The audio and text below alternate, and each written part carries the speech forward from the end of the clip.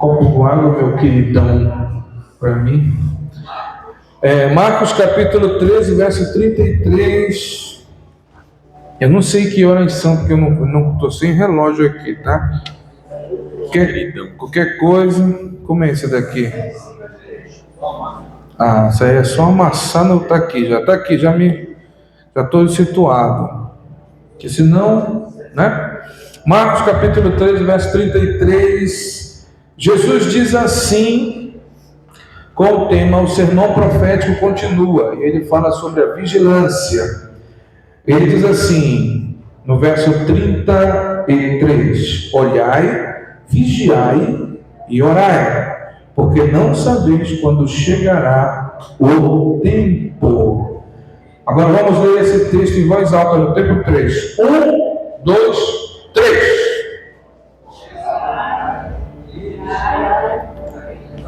Vocês não estão com a Bíblia aberta? Não traz a Bíblia? Não, pode não. Do começo. 33, vamos lá. 1, 2, 3.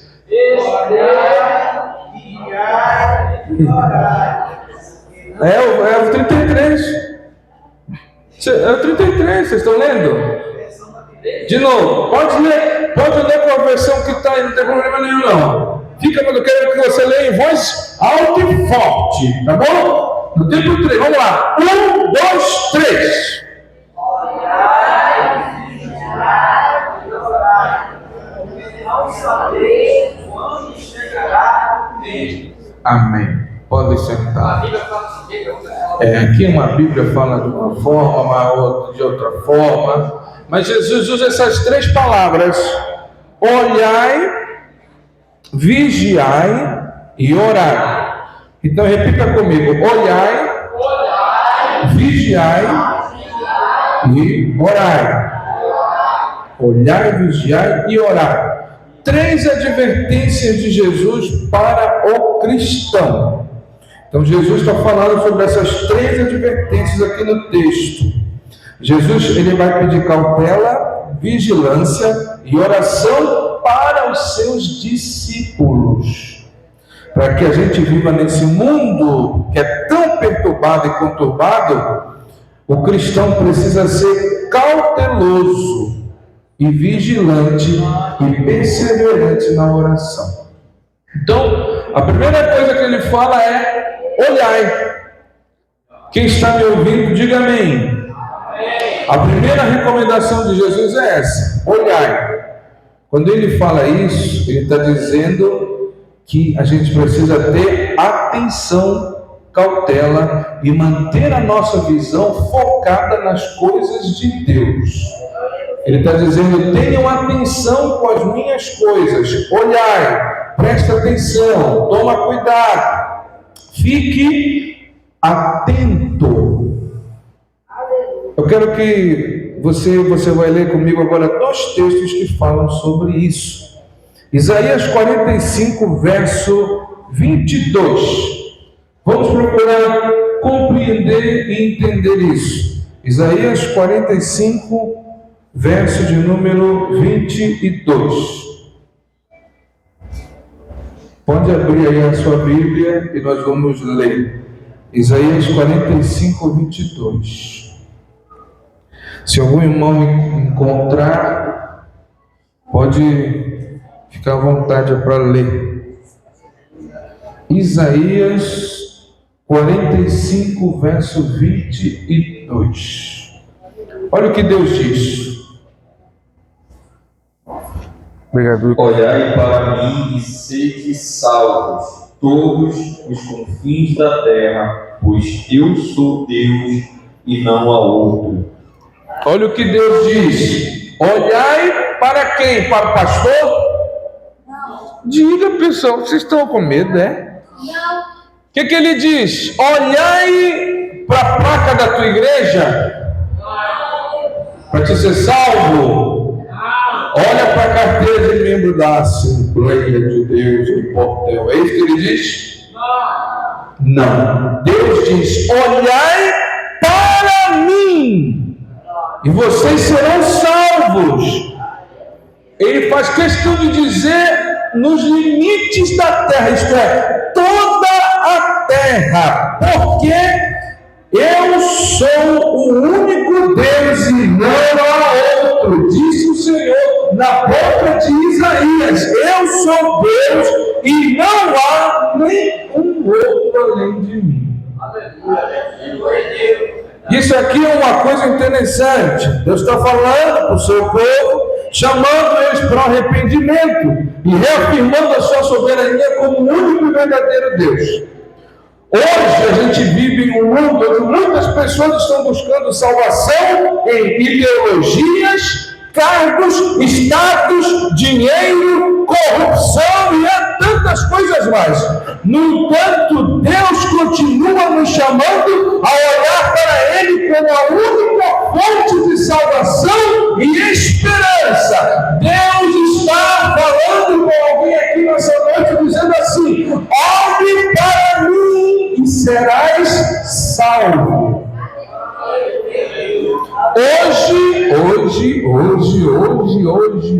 Hoje, nesta data, neste tempo, muitos estão perdendo a fé. Sim ou não? Pastor, no meu tempo de criança já tinha gente perdendo a fé. É verdade. Mas não tanto quanto hoje. Pode observar. Hoje nós estamos vendo muitos apóstatas. Por quê? Converse com eles, se você puder, se tiver paciência também, você vai ver, lá no íntimo dele, ele não cumpriu isso aqui que a Bíblia está dizendo. Ele não olhou para Deus, ele olhou para o homem. Ele olhou para um pastor, ele olhou para um líder, ele olhou para uma pessoa, ele olhou para um ser, ele olhou para um sistema, ele olhou para uma ideologia. Eu estava contando hoje a minha esposa no almoço, eu estava ouvindo uma pregação de um líder religioso, muito santo ele era, muito santo. A igreja dele agora de novo, tá vendo? Depois do culto vamos marcar um churrasco para a gente conversar, nós três de novo. Muito santo ele era, irmão presbítero Sérgio. O homem era santo demais. Era tão santo que, se ele visse uma irmã assim, igual a irmã Sandra, andando de bicicleta, 7 meses de disciplina, está em pecado. Ele pregava no púlpito da igreja dele, dizendo assim: quem assiste televisão é do diabo. Era muito santo. Não vou dizer o nome do santo não, porque muitos já sabem, ele já faleceu, já está em outro, né? Que eu não sei, já está em uma outra história. Mas ele dizia, falava muitas coisas.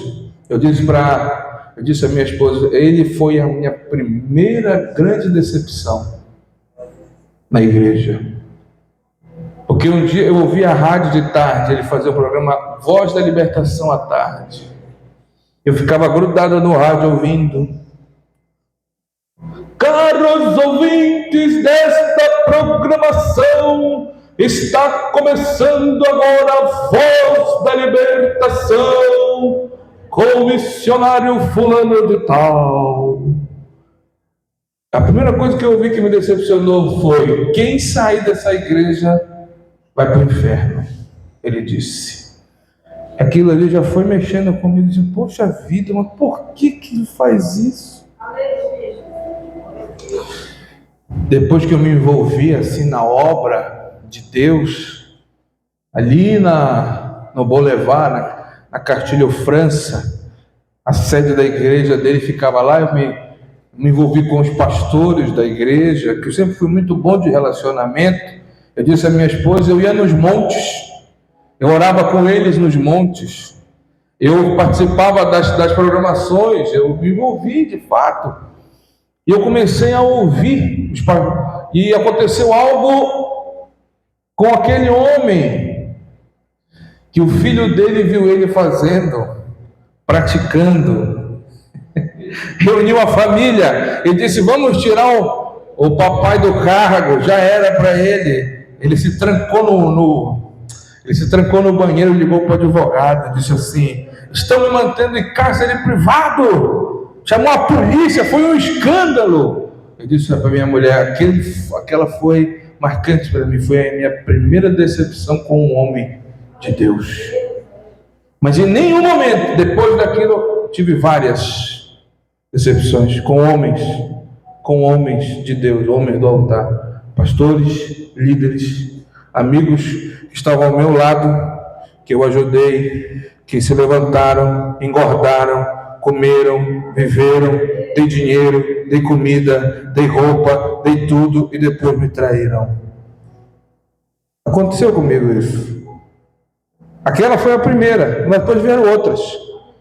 Eu disse à minha mulher, mas nenhuma dessas decepções me fez querer desistir da minha fé em Deus.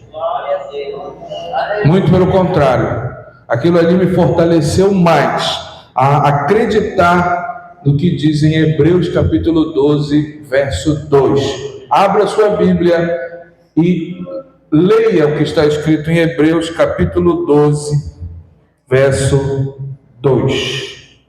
Olha só, por que a nossa fé não pode se desanimar quando a gente entende isso aqui? O irmão que encontrar aqui pode ler, fique à vontade.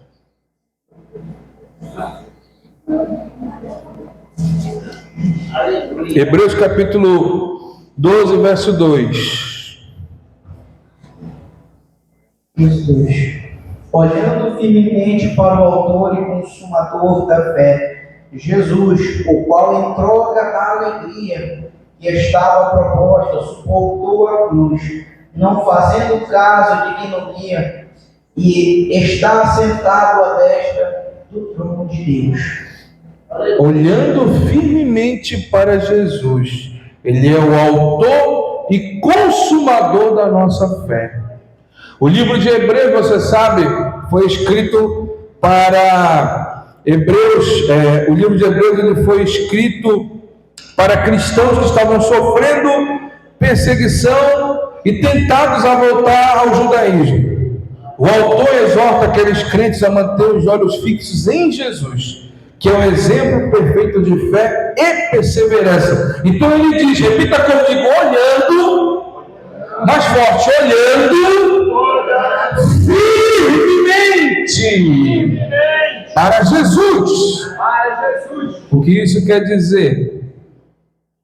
Acontece uma coisa aqui, acontece uma coisa ali, acontece uma coisa aqui, acontece uma coisa ali, e estou olhando para Jesus.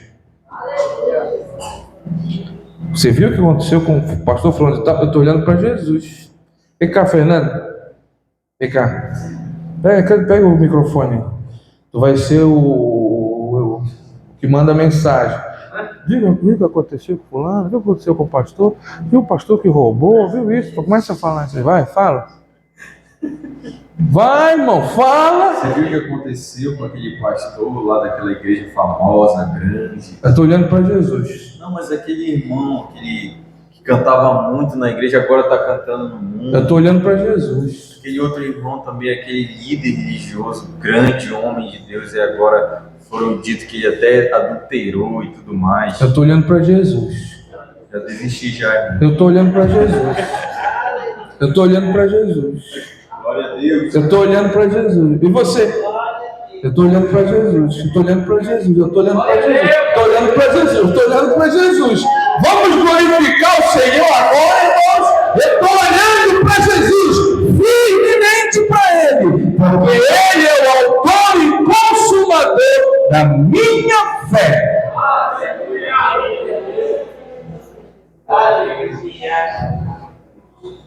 Olha lá, hein? Se estiver falando alguma bobagem, você pode se levantar e pode ir embora, não tem problema. Porque esse negócio de doutrina, esse culto de doutrina, é um culto interessante. Tu não quer falar, mas estou olhando para Jesus, irmão. Estou olhando para Jesus, estou olhando para Jesus. Por que não acontece isso? Estou olhando para Jesus, estou olhando para Jesus. Fecharam a Monte Sião, estou olhando para Jesus. Vender a Assembleia de Deus, pode acontecer.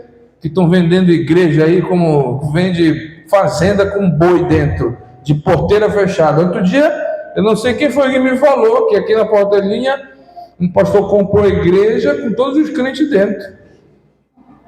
Nem lembro, foi você que falou? Ô Zé Miro, não me lembro, nem me lembro mais quem foi. Mas foi alguém que falou aí para mim. Foi você? Não foi você. Foi um irmão que comentou. Mas foi aqui. Eu estou olhando para Jesus, mano. O que acontece? Agora acontece isso. Vamos fechar a Assembleia de Deus. É outro dono agora, comprou o prédio, mas não comprou minha fé. Estou olhando para Jesus. Estou olhando para Ele. Isso aqui é coisa de instituição. Eu estou olhando para Jesus. Minha fé está nele.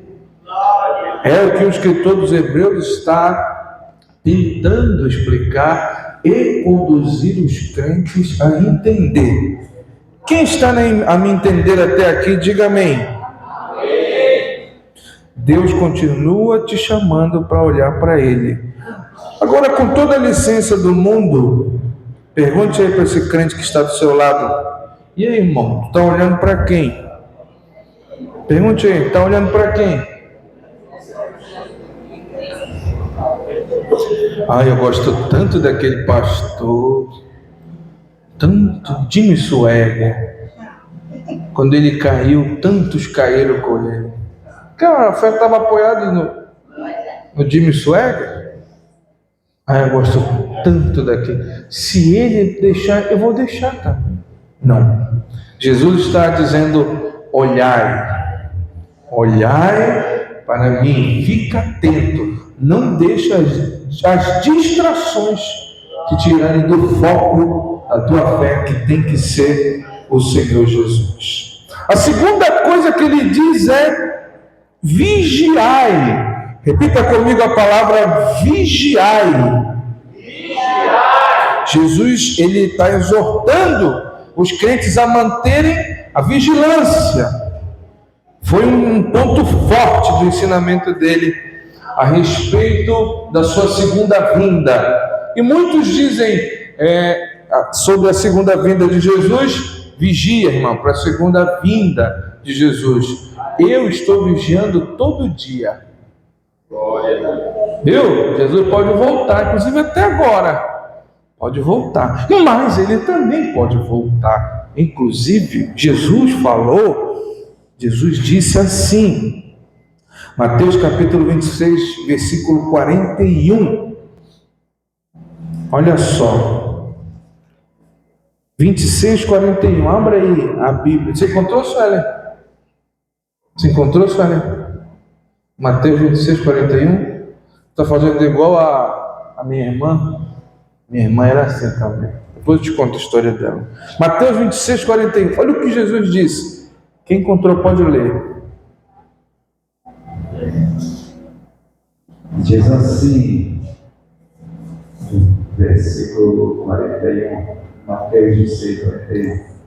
Vigiai e orai, para que não entreis em tentação. Na verdade, o espírito está pronto, mas a carne é fraca. Jesus disse isso no Getsêmani, momentos antes de ser traído. Seus discípulos, mesmo sendo alertados, não conseguiram vigiar e acabaram dormindo. Jesus está dizendo assim: vigia. Hoje, muitos cristãos dormem espiritualmente. Eles deixam de vigiar contra as tentações e o pecado. A gente precisa estar atento para a gente não cair em enganos que nos afastam de Deus. Eu estou falando de Deus. Vou imitar o outro. Estou falando de Deus. Outro dia eu ouvi um rapaz. Estou falando de Deus, irmão, para ti, de Deus. O irmão, uma bênção. Ele é crente em Jesus Cristo. Ele é batizado, tá tudo bonitinho. Aí aparece uma irmã. Ele diz: poxa, a irmã é maravilhosa, pastor. Ele fala para mim. Exemplo que eu estou dando, né? Não aconteceu. A irmã é uma bênção. Só que ela é católica.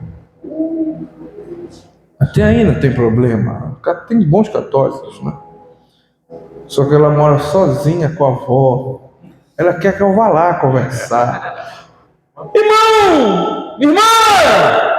O que pode acontecer? Muita conversa, né? E muita oração. Muito jejum. Sim ou não? Vou imitar o Bispo Macedo agora, para vocês rirem. Sim ou não?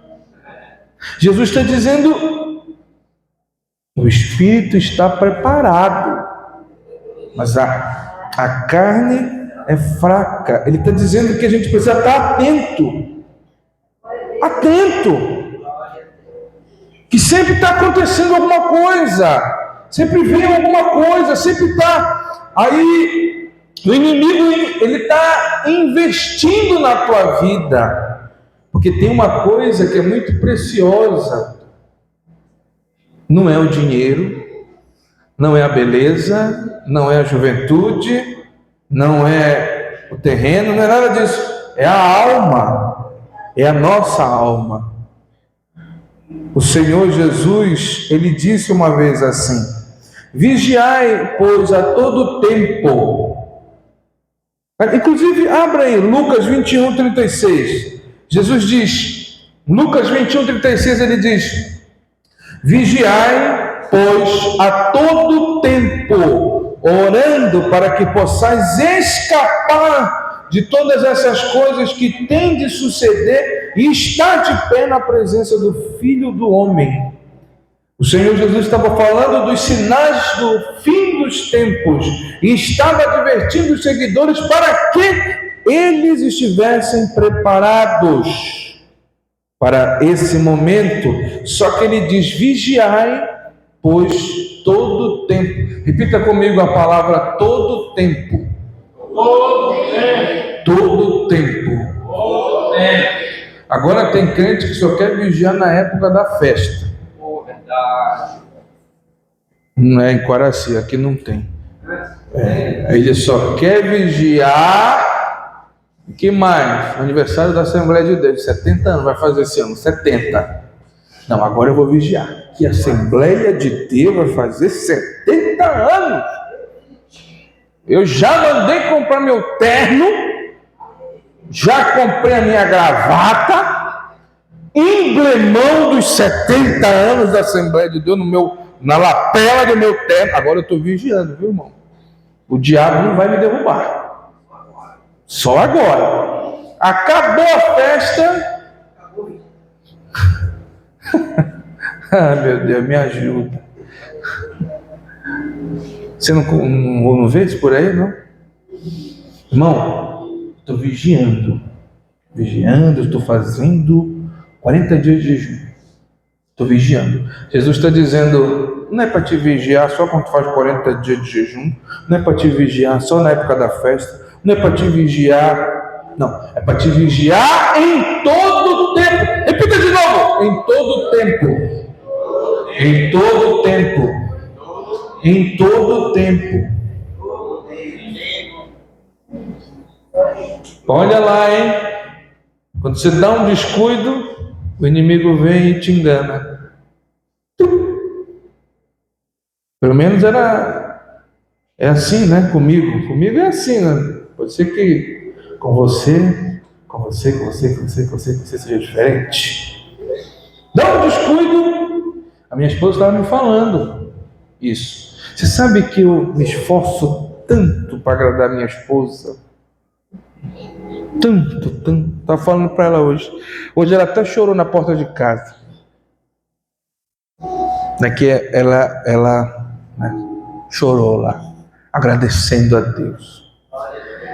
Só que às vezes o diabo, aí eu falo mesmo, viu, irmão? Não estou aqui para dizer, olha, eu sou o mais santo de todos, viu? Eu sou um santo, São Sebastião sou eu. Não. Tem dias, eu já notei isso. Tem dias, não é que o diabo está na minha vida não, viu? Mas tem dias que ele fica me tentando a falar grosseria para minha mulher. Sabia disso?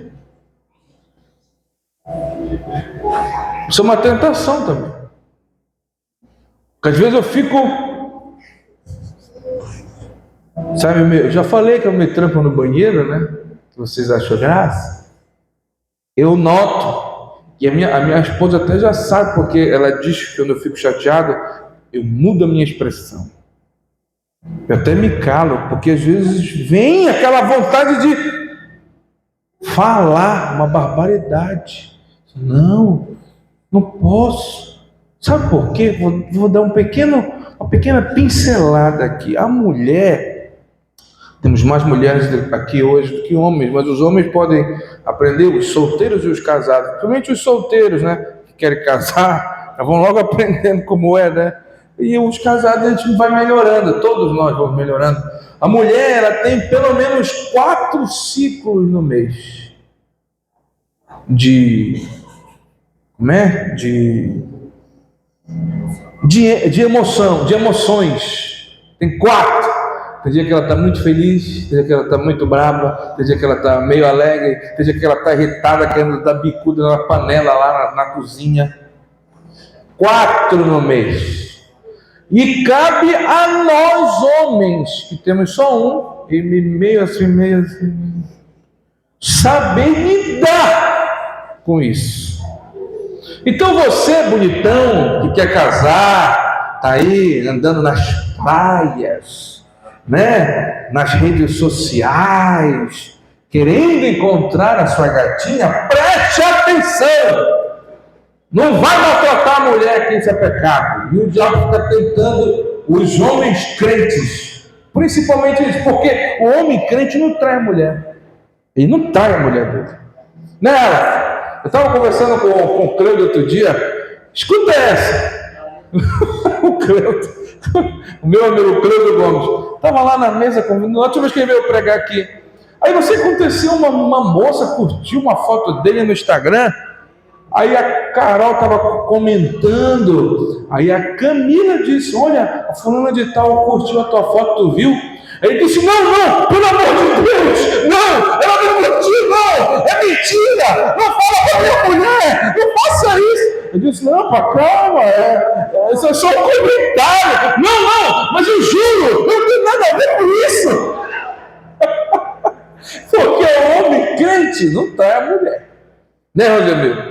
Não trai, pode acontecer o que for, ele é temente a Deus, não trai. Não é verdade, Fernando? Tu que está rindo aí, não é verdade? Mas em compensação, dentro de casa, tem dia que quer falar tanta barbaridade para a mulher, é pecado. Não faça isso. Se quiser falar alguma coisa ruim para sua mulher, diga que você a ama. Ela quer brigar contigo, dá um abraço nela. Se ela quiser jogar um tamanco, corre na frente dela, mas não brigue com ela. Porque eu notei isso, que as palavras do marido influenciam muito na mente da mulher. Muito, e da mulher no marido. E da mulher no marido. Né? Então, quando acontecer... tem uma irmã que é casada há muitos anos. Conversando com ela, ela lembra de todas as palavras que o marido falou para ela de ruim. Que fica. Então, quando acontecer, estou dizendo que não vai. Quando acontecer, oh, meu amor, você é tão lindo. Aumenta a música aí, André. André, aumenta a música. Oh, meu amor, você é tão lindo. Oh, você é maravilhosa. Aumenta a música. Oh, eu te amo tanto. Um beijo. Eu te amo. Mas vem cá. Não, tchau. Deus te abençoe. Eu te amo. Me ame também. Pronto. Agora pode passar. Porque se tu for falar, aí vai dar aquela... Não é verdade? Aí daqui a pouco... Eu vou arrumar minhas trouxas e vou embora. Mas por quê? Por causa daquilo que tu falou para mim. Há 8 anos atrás, fica. Quem está falando para você aqui é alguém que já viu muita coisa acontecer na igreja. Já viu muita coisa acontecer no meio de pastor. E eu posso garantir para você que se você casar com um homem crente, ele não vai te trair, não. Não vai.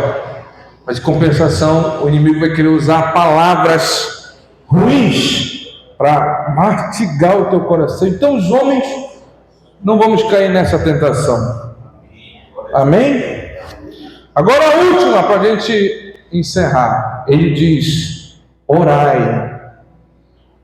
Jesus fala esta recomendação: orai. Algumas características de Jesus com respeito à oração. Eu vou pedir ao irmão que abra rapidamente esses textos de Jesus falando, que são textos interessantes. Primeiro, Mateus capítulo 14, do verso 23 ao 25, e outro, irmão, leia Marcos capítulo 1, verso 35. Mateus 14, 23, 25 e Marcos 1, 35. Já pode ler? Sim, senhor. Fique à vontade. Diz assim: E despedidas as multidões, subiu ao monte a fim de orar sozinho. Em caído a tarde, lá estava ele só. Entretanto, o barco já estava longe, a muitos estádios da terra, açoitado pelas ondas, porque o vento era contrário. Na quarta vigília da noite, foi Jesus ter com eles, andando por sobre o mar. Então, 25? Sim, senhor. Amém. Marcos capítulo 1, 35.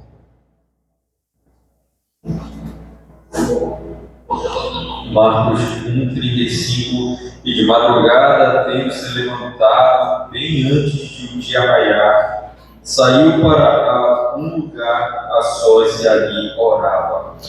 No primeiro texto, Jesus tinha acabado de multiplicar os pães e os peixes. E antes de seguir para o outro lado do mar, ele se retirou para orar. A oração fortalece a nossa comunhão com Deus e nos prepara para enfrentar os desafios que surgem, porque depois disso veio a tempestade. E mesmo em meio à tempestade, Jesus nos encontra e nos dá vitória. No texto de Marcos, capítulo 1, no verso 35, após um dia intenso do seu ministério, Jesus prioriza a oração antes de qualquer outra atividade.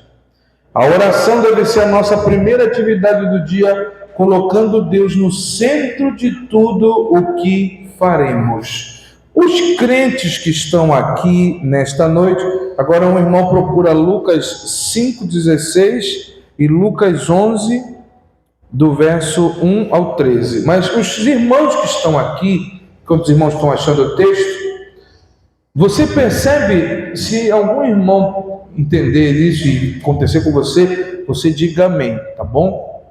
Se você não, então não precisa dizer. Os irmãos, eles percebem, sentem a diferença quando eles começam um dia orando e quando eles começam um dia não orando. Você percebe a diferença quando você começa o dia orando? Amém? Quem percebe a diferença? Porque quando você começa o dia já agoniado, sem orar, sem fazer nada, você sente no decorrer daquele dia um peso espiritual sobre a tua vida. Não é verdade, Zé? Não é? Jesus está, antes de qualquer coisa, ele iniciava o dia, irmão Fernando, leu aí, iniciava o dia orando.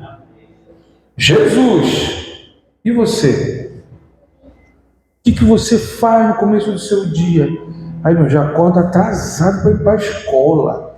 Acordo atrasado para ir para o trabalho, eu já me levanto. Às vezes eu não tomo nem banho, pastor. Eu já saio, eu vou pegando minha mochila, já vou pegando minha bolsa. Eu digo, não, para um pouquinho. Dobra teu joelho. Ora, pede a direção de Deus, livramento. Busca, nem que seja 3 minutos. Teu dia vai ser diferente. Teu dia vai ser diferente. Agora olha só. Lucas 5,16 e Lucas 11, do verso 1 ao 13. Pode ler. 5,16. Ele, porém, se retirava para lugares solitários e orava. Jesus frequentemente se afastava das multidões para buscar comunhão com Deus. A oração não deve ser apenas coletiva, mas também ela é pessoal, íntima. Você precisa ter teus momentos a sós com Deus para que Ele renove as suas forças. Pensa aí agora, antes do irmão ler outro texto. Fecha teus olhos aí agora. Fecha teus olhos aí. Pensa agora aí. Qual foi a última vez que tu teve um momento a sós com Deus?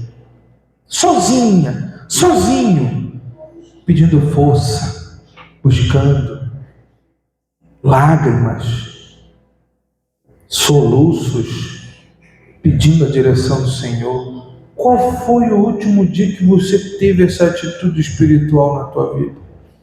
Jesus se retirava do meio de todo mundo para orar. Lucas capítulo 11, do verso 1 ao 13. Lucas capítulo 11, verso 1 Ao 13. ao 13. Ele vai ensinar sobre a persistência da oração. Leia essa parábola que é muito interessante.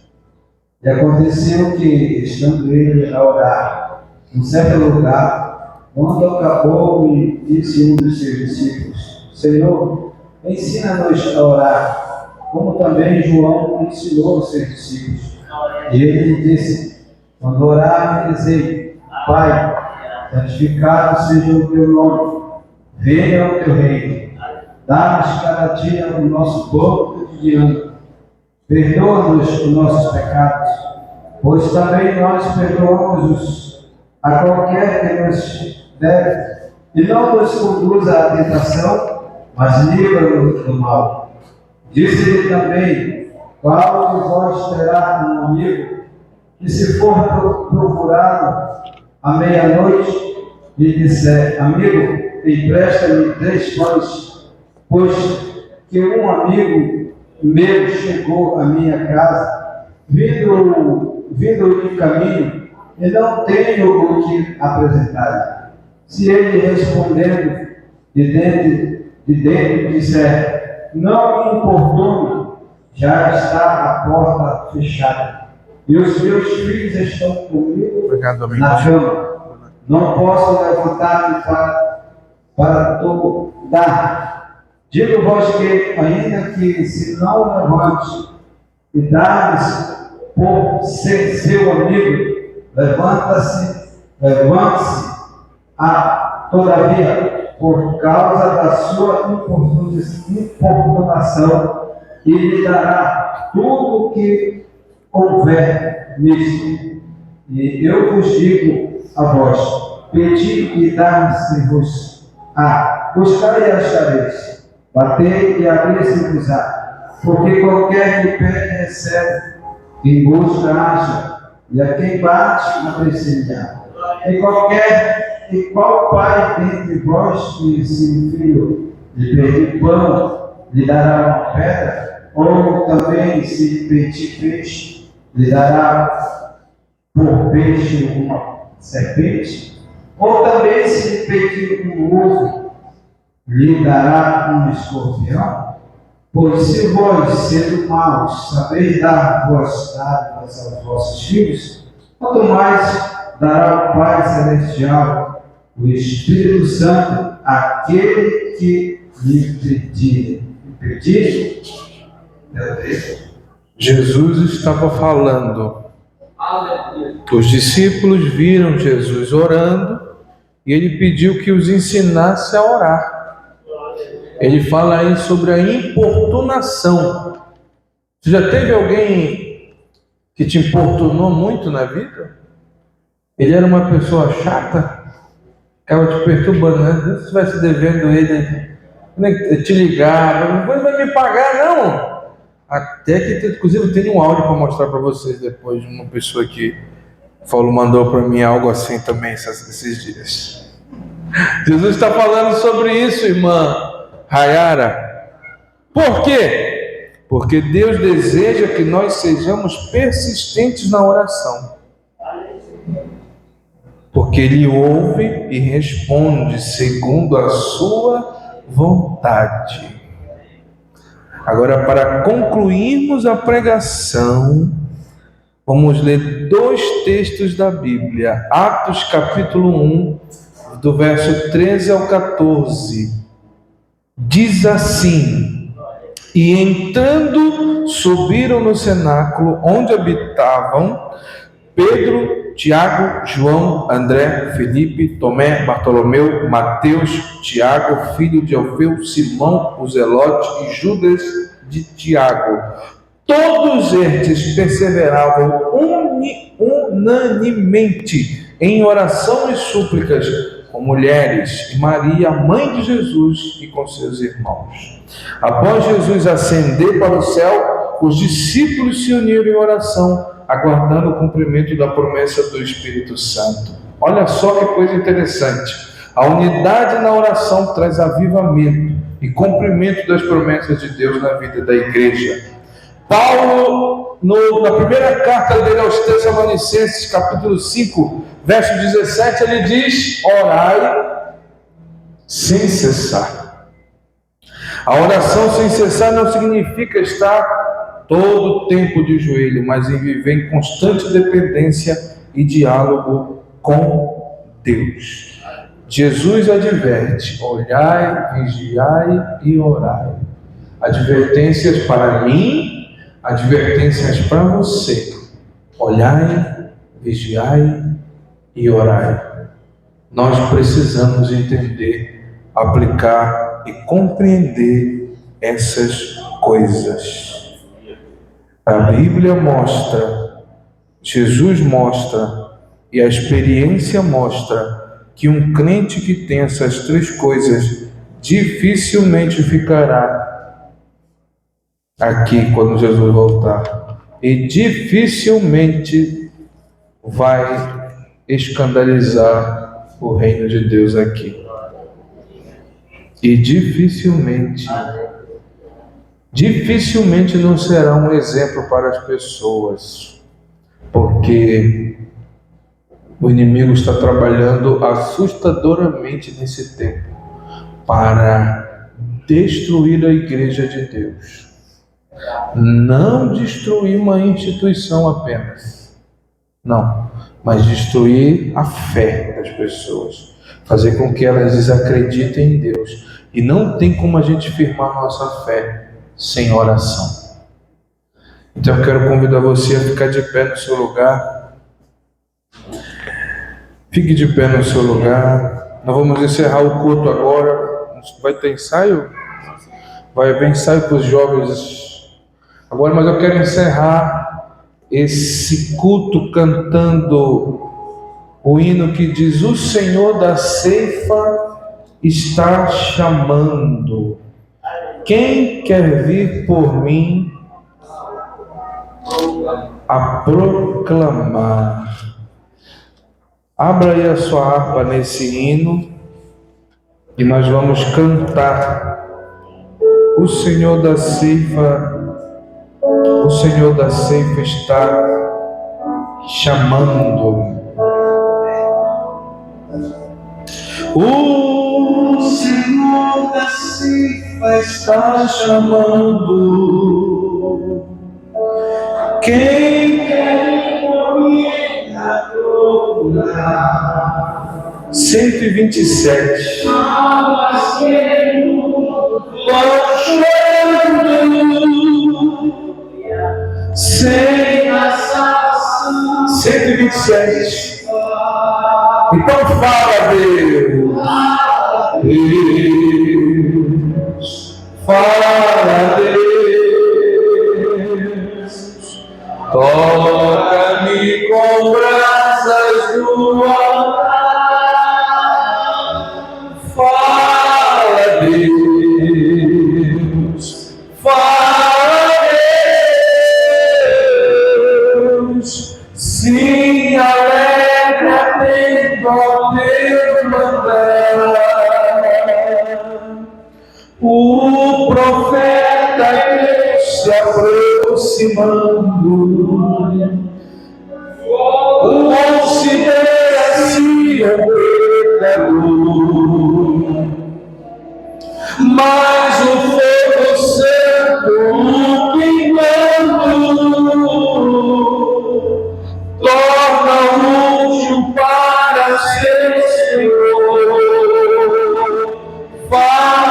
Deus. Fala, Deus. Toca-me com asas fala, Deus. Fala, Deus. Se alegra atento ao teu mandar. Muitos são os que estão respirando sem ter esperança de perder. Vai depressa lhes anunciando que Jesus os leva para o céu.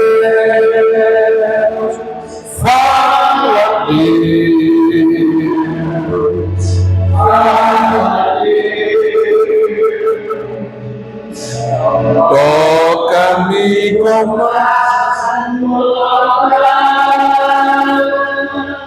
fala, Deus. Fala, Deus. Se alegra atento ao meu mandar. Breve os trabalhos serão findos. Bênçãos vão os servos desfrutar. E Jesus os saudará bem-vindos. Esta glória espera. Vamos cantar. Fala, Deus. Fala, Deus. Fala, Deus. Toca-me com braços no altar. Fala, Deus. Fala, Deus. Se alegra dentro ao meu andar. Fala, Deus. Fala, Deus. Toca-me com brasas no altar. Fala, Deus. Fala, Deus. Sim, alegra dentro ao teu mandar. Senhor, nós colocamos nossa vida em prova nessa palavra. Eu nessa noite, Senhor, coloco minha vida diante de Ti mais uma vez, colocando, Senhor, à baila aquilo que Tu falou.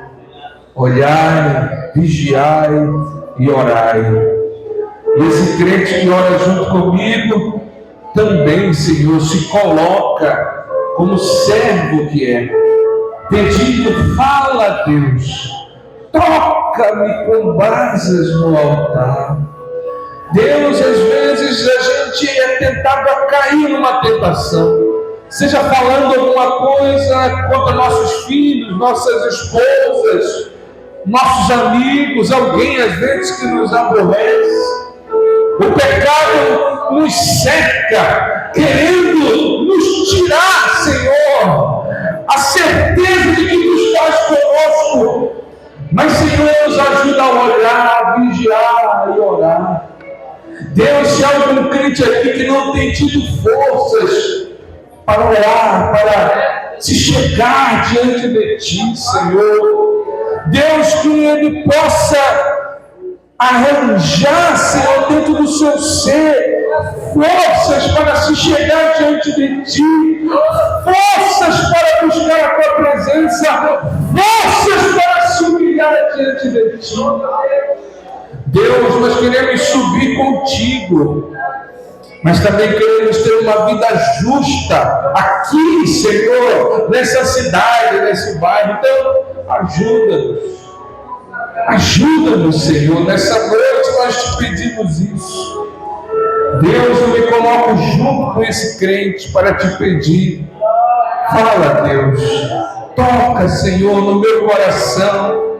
Porque às vezes também, Senhor, eu sou negligente e egoísta. Mas hoje, Senhor, junto com o teu povo aqui, mais uma vez eu te peço, faz, Senhor, faz o que tu queres na vida do teu servo. Aleluia, e ajuda-nos, Senhor, a entender teu propósito para a nossa vida. Tira aquilo que não te agrada, Senhor. Arranca, Senhor, aquilo que não provém de ti. Queremos ser crentes melhores. Queremos ser filhos melhores. E agora, Senhor, que esse culto se encerra, nos dá uma noite de sono tranquila, nos guarda, nos proteja de tudo mal, acampa teus anjos sobre nós. Ora pelo culto no meio-dia amanhã, Senhor. Nos dá um dia produtivo na tua presença. Nós, Senhor, te pedimos isso. E pela fé, Senhor, nós te agradecemos. A graça do nosso Senhor e Salvador Jesus Cristo, o amor de Deus, o nosso Pai, a comunhão e a consolação do Espírito Santo esteja contigo, minha irmã, com você, meu irmão, com nossas famílias, com essa igreja aqui em Portel e com o povo de Deus que está espalhado por toda a terra. Os que assim creem, dizem comigo. Amém. A paz do Senhor para você. Até amanhã, ao meio-dia, se Deus quiser. Amém.